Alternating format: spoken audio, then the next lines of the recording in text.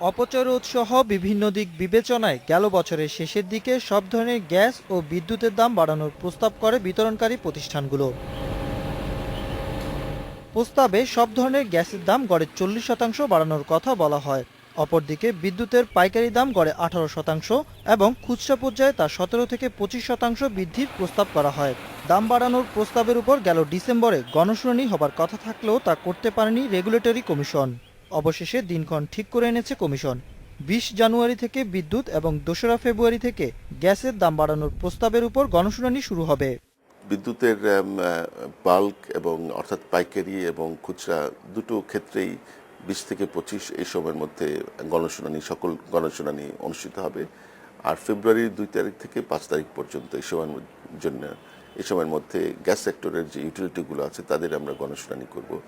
শুনানি শেষ হলে আগামী মাসে তা কার্যকর হতে পারে বলে জানিয়েছে বিইআরসি। তবে এতে গ্রাহকদের সুবিধার কথাও বিবেচনায় রাখবে কমিশন। আশা করছি